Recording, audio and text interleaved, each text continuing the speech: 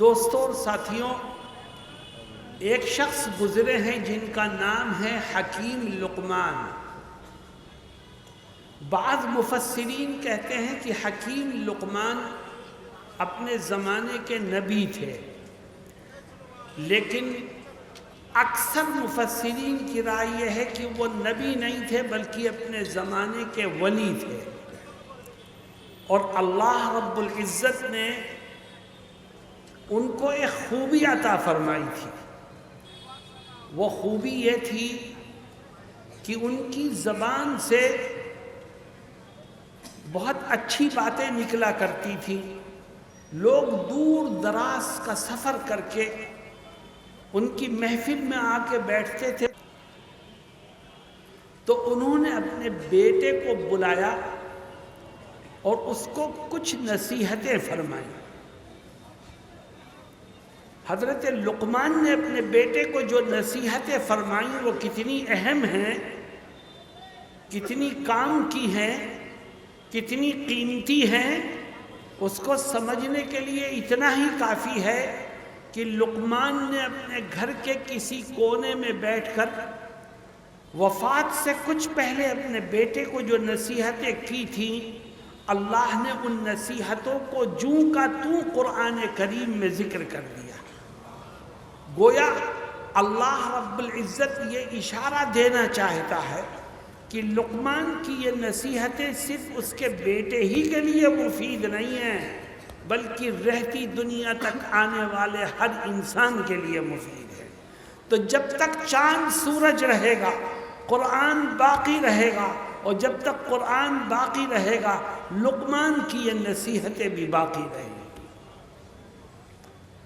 ان نصیحتوں پر مشتمل ایک پورا رکوع ہے اور ایک سورہ لقمان انہی نصیحتوں کی وجہ سے حضرت لقمان کی طرف منسوب کر دی گئی ہے۔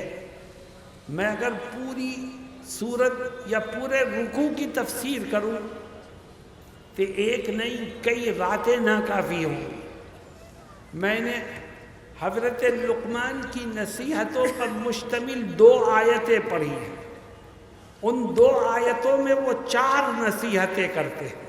میں ان 4 نصیحتوں کو ایک ایک کر کے ذکر کروں گا، پر میری شرط یہ ہے کہ یہ عہد کرو کہ ان نصیحتوں کو سن کر کے ان پر عمل کریں گے انشاءاللہ۔ دوستوں اور ساتھیوں، حضرت لقمان اپنے بیٹے کو 4 نصیحتوں میں سے پہلی نصیحت کرتے ہوئے کیا کہتے ہیں؟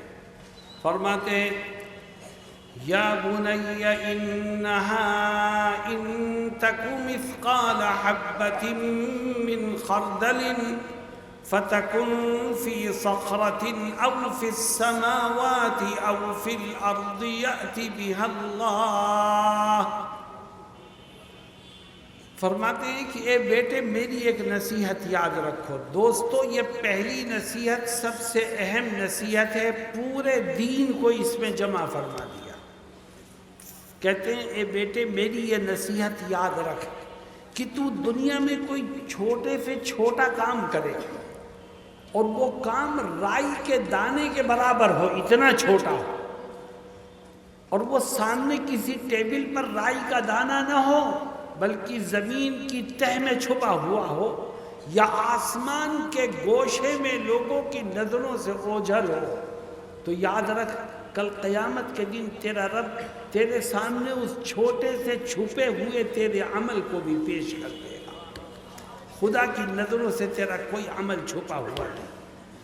کیا مطلب اس کا؟ اس کا مطلب یہ ہے کہ جب دنیا میں کسی کام کو کرنے کا ارادہ کر تو یہ سوچ کے کر کہ آج جو کرے گا کل اس کا حساب دینا پڑے گا۔ جب کسی گناہ کے کرنے کا ارادہ ذہن میں آئے تو یہ سوچ کے کر کہ کل اس کا حساب دینا ہوگا۔ میرے دوستوں اور ساتھیوں، حضرت لقمان اپنے بیٹے کے دل و دماغ میں قیامت کے دن کی منظر کشی کر رہے ہیں اور یہ بٹھانا چاہتے ہیں کہ کل اپنے کیے کا حساب دینا ہوگا۔ جب تو آنکھ سے کسی چیز کو دیکھ تو یہ سوچ کے دیکھ کہ کل اس کا حساب دینا پڑے گا۔ جب کان سے کچھ سن تو یہ سوچ کے سن کل اس کا حساب دینا پڑے گا، جب زبان سے کچھ بول تو یہ سوچ کے بول کل اس کا حساب دینا پڑے گا، جب ہاتھ سے کسی چیز کو پکڑ تو یہ سوچ کے پکڑ کل اس کا حساب دینا پڑے گا، جب پیر سے کہیں جا تو یہ سوچ کے جا کہ کل اس کا حساب دینا پڑے گا۔ میرے دوستوں اور ساتھیوں، اگر انسان کے ذہن و دماغ میں دل میں حساب کا یقین بیٹھ جائے تو اس کے لیے گناہوں سے بچنا آسان ہو جائے گا۔ اگر حساب کا یقین دل میں بیٹھ جائے تو نیک راہوں پر چلنے کی اسے توفیق مل جائے گی، لیکن آج ہمارے دلوں سے حساب کا یقین نکل گیا ہے، اس لیے ہماری زندگی جانوروں سے بھی بدتر ہو گئی ہے۔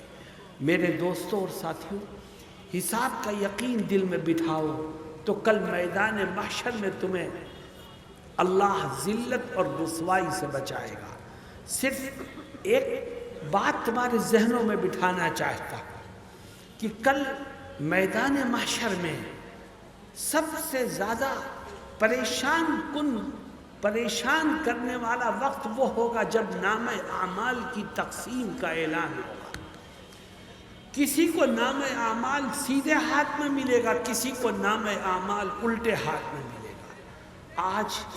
آج کامیاب وہ ہے جس کا نام اعمال سیدھے ہاتھ میں مل جائے۔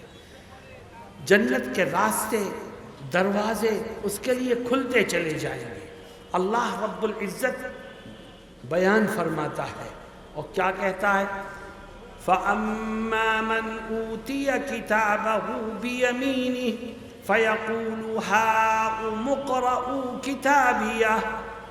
کچھ لوگوں کا نام اعمال سیدھے ہاتھ میں ملے گا۔ جس کو سیدھے ہاتھ میں مل گیا وہ کامیاب ہے، وہ فرسٹ ڈویژن سے بھی کامیاب، وہ فرسٹ پوزیشن سے بھی کامیاب، اور جو کامیاب ہوتا ہے وہ اپنا رزلٹ لوگوں کو دکھاتا پھرتا ہے، وہ بھی دکھائے گا، کہے گا ہاؤم اقرؤوا کتابیہ، لو دیکھو میرا نام اعمال پڑھو، میرے رب نے میرے گناہوں کو معاف کر کے میری مغفرت کا فیصلہ کر دیا۔ اور پھر وہ ایک تقریر کرے گا جس کا نام اعمال سیدھے ہاتھ میں ملے گا۔ اللہ اس کی تقریر کا ایک جملہ نقل کرتا ہے، اور وہ کیا تقریر کرے گا؟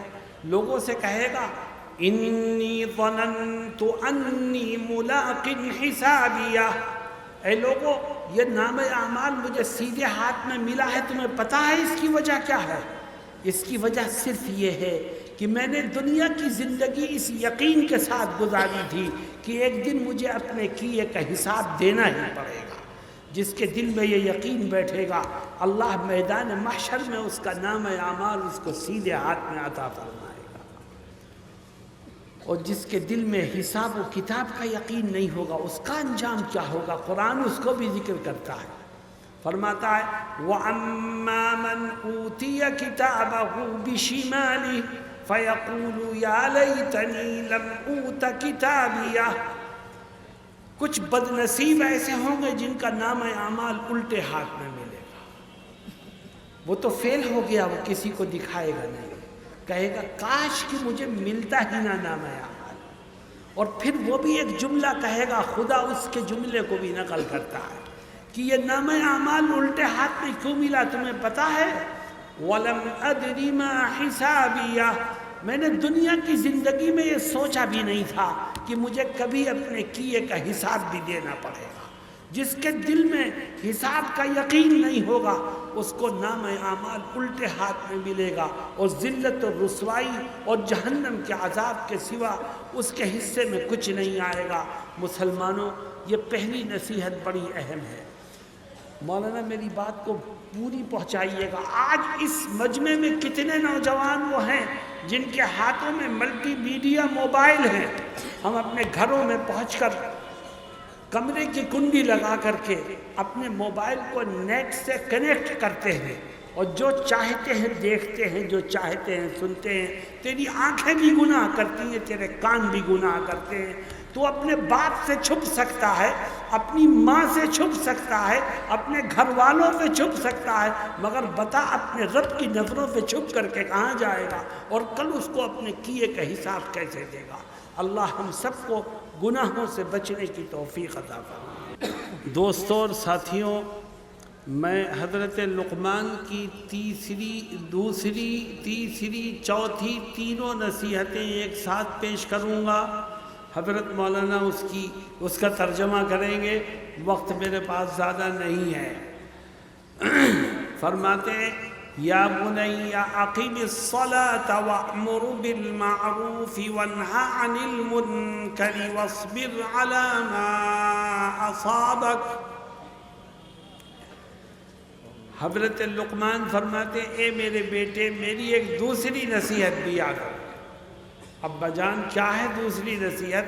فرماتے ہیں اگر تو دنیا اور آخرت میں کامیاب ہونا چاہتا ہے تو میری دوسری یہ نصیحت یاد رکھ کہ جب تک تیرے جسم میں جان اور بدن میں روح ہو، اس وقت تک روز آنا 5 ٹائم کی نماز پابندی سے پڑھتا ہے۔ جو نماز پڑھتے پڑھتے دنیا پہ جائے گا، اللہ رب العزت اس کو آخرت کی کامیابیوں سے مالا مال فرمائے گا۔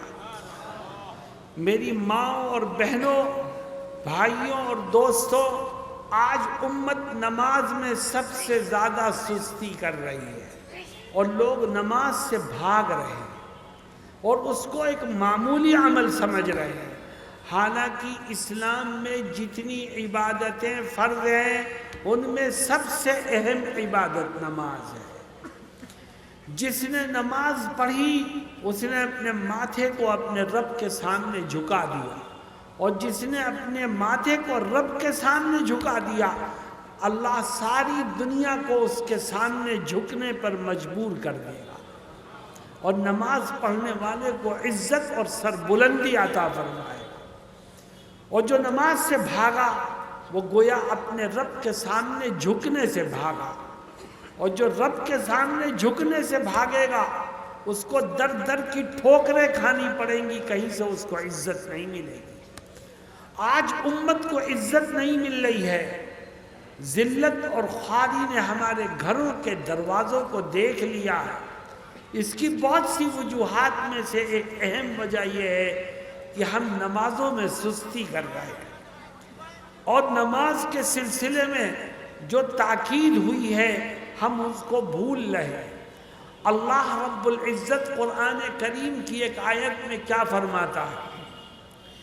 کیا کہتا ہے خدا؟ فرماتا ہے نماز پڑھنا آسان نہیں ہے، کھیل نہیں ہے، مشکل ہے، لیکن آسان بھی ہے۔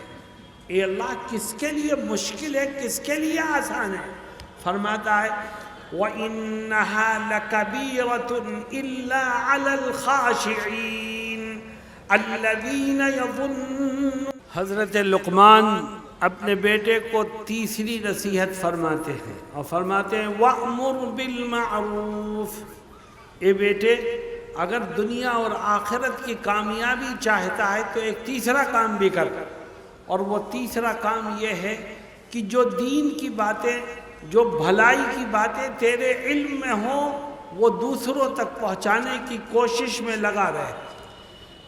تو دین کی جتنی باتیں جانتا ہے انجانوں تک پہنچا، دوسرے لوگوں تک پہنچا۔ سوال یہ پیدا ہوتا ہے کہ دین کی جو باتیں میں جانتا ہوں اگر میں دوسروں تک پہنچاؤں گا تو مجھے کیا ملے گا؟ حدیث شریف میں اس کی وضاحت آئی ہے کہ تو دین کی ایک بات جانتا ہے، 2 باتیں جانتا ہے، 3 باتیں جانتا ہے، تو نے وہ دوسروں تک پہنچائیں، تو یاد رکھ تجھ سے سن کر کے جو بھی عمل کرے گا اس پر اللہ رب العزت اس کے عمل کے اجر و ثواب میں تجھ کو بھی شریک بناتا چلا جائے گا، اور تیرے نام اعمال میں اجر و ثواب کا اضافہ ہوگا۔ اسی لیے قرآن کریم میں اللہ کیا کہتا ہے؟ فرماتا ہے وَلْتَكُن مِّنكُمْ أُمَّةٌ يَدْعُونَ إِلَى الْخَيْرِ وَيَأْمُرُونَ بِالْمَعْرُوفِ۔ تم میں کچھ لوگ ایسے ہونے چاہیے جو بھلائی کو عام کرتے ہوں، لوگوں تک اچھی باتوں کو پھیلاتے ہوں۔ ہم میں سے ہر ایک نماز پڑھتا ہے، ہم نے ایک نماز پڑھ لی فجر کی، ہم نے ایک نماز پڑھ لی ظہر کی، ہم نے ایک نماز پڑھ لی عصر کی، مغرب کی، عشاء کی، روزانہ 5 نماز پڑھ لی، لیکن ہم نے 10 آدمیوں کو نمازی بنا دیا تو ان 10 آدمیوں کی نماز کا اجر و ثواب بھی ہماری نمازوں کے ساتھ اللہ رب العزت شامل کر دے گا، اور ہمارا نام اعمال اجر و ثواب سے بھر جائے گا۔ اس لیے وعدہ کرو کہ جو دین کی باتیں جانتے ہو وہ دوسروں تک پہنچانے کی کوشش کرو گے۔ چوتھی نصیحت، حضرت لقمان اپنے بیٹے کو ایک چوتھی نصیحت بھی کرتے ہیں اور فرماتے ہیں وَانْهَ عَنِ الْمُنْكَرِ، اے بیٹے اگر دنیا اور آخرت کی کامیابی چاہتا ہے تو ایک چوتھی نصیحت پر بھی عمل کر، اور وہ یہ ہے کہ جب تیرے سامنے خدا کا کوئی حکم ٹوٹے اور رب ذوالجلال کی کوئی نافرمانی ہو تو خاموش مت رہ، بلکہ گناہگار کو گناہ سے روکنے کی کوشش کر۔ اگر تو گناہ سے روکنے کی طاقت رکھتا ہے ہاتھ سے تو گناہ کو ہاتھ سے روک دے، اور اگر ہاتھ سے نہیں روک سکتا تو زبان سے اس گناہ کو برا کہہ اور گناہگار کو روکنے کی کوشش کر۔ اور اگر تو اتنا کمزور ہے کہ نہ ہاتھ سے روک سکتا ہے نہ زبان سے برا کہہ سکتا ہے تو اپنے دل میں یہ ارادہ کر کہ یہ گناہ ہے، جس دن میرا رب مجھ کو طاقت دے گا اس دن میں اس گناہ کو مٹا کر کے دم لوں گا۔ اور اگر تیرے دل میں یہ بھی پیدا نہ ہو، خاموش ہے، تیرے دل میں کوئی برائی بھی نہیں پیدا ہو رہی ہے، تو یاد رکھ جس طرح گناہ کرنے والا مجرم اسی طرح تو بھی مجرم ہے، اور خدا کی پکڑ سے تجھے کوئی بچا نہیں سکتا۔ میرے دوستوں اور ساتھیوں، ہمارے اندر ایک عیب پیدا ہو گیا ہے، ہم اچھی باتوں کو تو پھیلا دیتے ہیں کسی نہ کسی انداز میں، لیکن ہم برائیوں سے نہیں روکتے۔ کیوں؟ اس لیے کہ ہمیں ڈر ہے کہ برائی سے روکیں گے تو ہماری لڑائی ہو جائے گی، ہمیں کوئی دھکا دے دے گا، کوئی ہمیں گالی دے دے گا، کوئی ہمیں برا کہہ دے گا۔ میرے دوستوں اور ساتھیوں، آپ اپنی عزت کی فکر کر رہے ہو؟ آپ کے بڑوں نے دین کی خاطر اپنے گلے کٹوائے ہیں اور ہم اپنی عزت کو بچانے کی فکر کرتے ہیں۔ کوئی گالی دے، کوئی برا بھلا کہے، ہم ہر چیز برداشت کریں گے، مگر دین کے خلاف اور اللہ کی نافرمانی کا عمل اگر کوئی کرے گا تو ہم اسے روکنے کی بھرپور کوشش کریں گے۔ کیوں بھائی کوشش کرو گے انشاءاللہ؟ اور ایک بات میں کہنا چاہتا ہوں، مولانا سے کہوں گا کہ بات پہنچاویں آپ تک، کہ ہم میں سے کچھ لوگ گناہوں سے روکنے کا کام کرتے ہیں، لیکن اس محلے میں جاتے ہیں وہاں کرتے ہیں، دوسرے محلے میں جاتے ہیں وہاں کرتے ہیں، اپنے شہر سے باہر جاتے ہیں وہاں کرتے ہیں، اور اپنے گھروں میں جو گناہ ہو رہا ہے اس سے آنکھیں بند کر کے بیٹھ جاتے ہیں۔ حالانکہ جناب رسول اللہ صلی اللہ علیہ وسلم کو رب ذوالجلال نے جو حکم دیا وہ یہ دیا کہ آپ گناہوں پر روک ٹوک کا کام اپنے گھر سے اور خاندان سے شروع کریں۔ وَأَنذِرْ عَشِيرَتَكَ الْأَقْرَبِينَ، آپ اپنے خاندان کے قریبی لوگوں کو اللہ پہ ڈرائیں اور گناہوں اور نافرمانیوں سے بچنے کی تلقین کریں۔ تو میرے دوستوں اور ساتھیوں، اچھائیوں کو بھی پھیلاؤ اور برائیوں سے بھی روکو۔ اگر برائیوں سے روکنے میں تمہارا کسی سے ٹکراؤ ہوتا ہے، کوئی تمہیں گالی دیتا ہے، کوئی تمہیں دھکے دیتا ہے، کوئی تمہیں برا بھلا کہتا ہے، تو جواب مت دینا۔ حضرت لقمان اپنے بیٹے کو کہتے ہیں وَاصْبِرْ عَلَىٰ مَا أَصَابَكَ، نہیں عن المنکر کر، اور اس راستے میں اگر کچھ پریشانیاں آئیں تو جواب دینے کے بجائے اللہ کے لیے صبر کرنا۔ اللہ تجھے عزت عطا فرمائے گا، تجھے کامیابی عطا فرمائے گا، تجھے دنیا اور آخرت کی نجات سے مالا مال کرے گا۔ میرے دوستوں اور ساتھیوں، آج گھروں میں، محلوں میں، آبادیوں میں برائیاں پنپ رہی ہیں، اس کی وجہ یہی ہے کہ ہم نے اپنی زبانوں کو سی لیا ہے، ہم کچھ نہیں کہنے کو تیار ہیں۔ ہم سے بعض لوگ سوال کرتے ہیں کہ مولانا اگر ہم گناہ سے روکیں گے، داڑھی مونڈنے والے کو داڑھی مونڈنے سے روکیں گے، گانا سننے والے کو گانا سننے سے روکیں گے، شادی بیاہ میں خرافات کرنے والوں کو روکیں گے، تو ہماری بات کون مانے گا؟ ہماری بات نہیں مانتے لوگ، تو روکنے سے فائدہ کیا ہے؟ میں آپ سے کہتا ہوں آپ کا کام ہے روکنے کا، آپ کا کام ہدایت دینے کا نہیں ہے، ہدایت دینے والی ذات اللہ کی ہے۔ ہماری ذمہ داری ہے گناہگار کو روکیں۔ انک لا تہدی من احببت ولکن اللہ یہدی من یشاء۔ اللہ رب العزت حضرت لقمان کی ان نصیحتوں پر عمل کی توفیق سے ہم سب کو مالا مال فرمائے۔ وآخر دعوانا ان الحمد للہ رب العالمین۔